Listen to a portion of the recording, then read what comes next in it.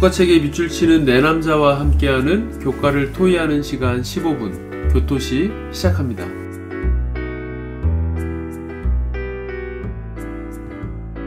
안녕하세요 성도 여러분. 오늘 사기 제2과 분열의 원인들이라는 제목으로 함께 교과의 내용을 토의해 보겠습니다. 먼저 기억절 말씀입니다. 여호와를 경외하는 것이 지혜의 근본이요 거룩하신 자를 아는 것이 명철이니라. 잠언 9장 10절 말씀입니다. 우리가 생활하면서 감기에 자주 걸린다든지 아니면 휴대폰이나 그런 개인 물품들을 어디에 뒀는지 찾지 못하는 경우가 종종 있는데요. 그런데 그런 일들이 자주 그런다. 그러면 그 원인을 좀 우리가 어디서 찾아볼 수 있을까요? 예, 윤은수 목사님. 예, 평소에 이렇게 어떤 예언의 신의 권면이나 성경의 어떤 규칙적인 삶을 살면 이런 일들이 뭐 감기 걸린다거나 이런 일이 적은데, 예. 내 멋대로 그냥 내 소견대로, 예. 이렇게 괜찮아 한번 먹지 말아가지고 아이스크림을 멍청 먹는다거나 불규칙한 생활을 하게 되면은 감기에 종종 자주 걸리게 되고요. 또 감기만 걸리는 게 아니라 그렇게 생활 습관이 돼버리면 물건도 잊어버리는 그런 어떤 부분들도 연달아서 오는 것 같더라고요. 예, 아무래도 뭐 전체적으로 건강이 안 좋아질 수밖에 없겠죠. 성경의 이스라엘 역사를 이렇게 보게 되면 이스라엘 백성들이 여러 가지 상황 속에 있으면서 이제 분열을 경험하고 또 관계가 깨어지는 그런 일들이 역사들이 있는데요. 이스라엘 백성들이 자주 분열과 불행을 경험했던 이유 무엇이었을까요? 예, 임민호 목사님. 네, 26쪽 첫 번째 단락을 보면 의식적으로 하나님의 뜻을 따를 때마다 하나님의 백성들은 평안과 생명의 복을 누렸다. 그러나 불순종하고 자신의 길을 따를 때마다 그들의 삶은 불행해졌으며 전쟁과 다툼으로 채워졌다고 말을 하고 있습니다. 예, 불순종이 그 원인이었다라고 소개하고 있습니다. 또요? 예, 윤은수 목사님. 예, 28페이지로 가셔서 첫 번째 단락에 보시면 이렇게 설명하고 있습니다. 하지 말라고 했건만 이스라엘 백성은 가나안 땅에 들어간 후 얼마 뒤부터 그들을 둘러싸고 있는 가나안의 종교들을 모방하기 시작했다라고 하면서, 예. 우상 숭배 종교를 모방하면서 이런 우상 숭배가 또 이런 분열의 원인이 됐다 이렇게 소개하고 있는데요. 이렇게 하나님의 백성들이 자기 소견에 옳은 대로 행동한다는 것, 어떤 문제점을 드러내는 것일까요? 예, 조희연 목사님. 예, 교과책 28페이지 두 번째 단락을 보시겠습니다. 그러나 주변 민족에게 영향을 받은 상태에서 자기 소견에 옳은 대로 행함으로 그들은 재앙의 길을 걷고 있었다. 우리는 전적으로 타락한 존재들이기 때문에 자기 생각대로, 자기 마음이 끌리는 대로 내버려 두면 하나님이 우리에게 걸으라고 요구하시는 경로를 벗어나 방황할 것이 분명하다라고 설명하고 있습니다. 예, 경로를 벗어나서 방황한다. 예, 감사합니다. 또요? 예, 임민호 목사님. 네, 29쪽 영감의 교훈에 보면 자기 소견에 옳은 대로 행한 결과에 대해서 선지자 왕 21쪽에 이렇게 이야기를 하고 있습니다. 예. 그들은 하나님께서 그들에게 요구하신 봉사를 드리지 않았으며 동료 인간들에게 종교적인 지도와 거룩한 모본을 보이지도 않았다. 그들은 관리하도록 맡겨준 포도원의 수확을 착복하고자 했다. 이방인들까지도 그들의 탐심과 탐욕 때문에 그들을 멸시하게 되었다.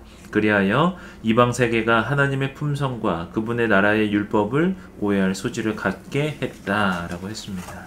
예, 결국 이렇게 자기 소견대로 행한 결과 하나님의 품성과 하나님 나라의 율법을 이제 오해하게 만들었다 이런 내용이었는데요. 그 대표적인 이제 분열하면 가장 떠오르는 것 중에 하나가 이제 통일 왕국 이스라엘이 솔로몬 왕 이후에 분열이 되는 것일 텐데요. 통일 왕국의 분열을 초래한 이 르호보암 왕이 했던 결정에 어떤 문제점들이 있었는지 한번 이야기해 볼까요? 예, 윤은수 목사님. 예, 30페이지 다섯 번째 단락의 설명을 소개하겠습니다. 왕은 두 개의 자문단에게 물었다. 그러나 경험이 부족한 본인 연령대의 젊은 집단의 조언을 따르기로 한 그의 결정은 지난 80년 동안 그의 아버지 솔로몬과 조부 다윗이 건설한 그 나라에 파국을 가져왔다. 자신이 선대보다 더 가혹하다고 선언하여 군중들을 길들여야 한다는 충고는 어리석은 조언이었다. 결국에는 충정어린 조언을 무시하고 자기 또래의 사람들의 조언을 들음으로써 나라가 분열되는 지경까지 가게 만들고 맙니다. 이렇게 구약 시대처럼 신약에 넘어와서도 교회 안에 분파 또는 그런 분열들이 존재한 것을 좀 보게 되는데요. 어떻게 이런 분열 또는 분파가 존재했는지 한번 이야기해 볼까요? 조희연 목사님. 32페이지 첫 번째 단락입니다. 불행히도 하나님의 백성 가운데 나타나는 불화의 문제는 신약 시대에도 끝나지 않았다. 예를 들어 바울은 고린도전서의 첫 4장에서 교회의 연합을 호소하였다. 그는 에베소에 있는 동안 고린도 교회에 여러 분파가 난립한다는 소식을 들었다 라고 하면서 신약 시대에도 여러 분파가 존재했음을 설명하고 있습니다. 그리고 또요? 그 모습에 대해서 바울이 고린도전서 1장 12절과 13절에 내가 이것을 말하거니와 너희가 각각 이르되 나는 바울에게, 나는 아볼로에게, 나는 게바에게, 나는 그리스도에게 속한 자라 한다는 것이니 그리스도께서 어찌 나뉘었느냐? 바울이 너희를 위하여 십자가에 못 박혔으며 바울의 이름으로 너희가 침례를 받았느냐? 라고 말을 하고 있습니다.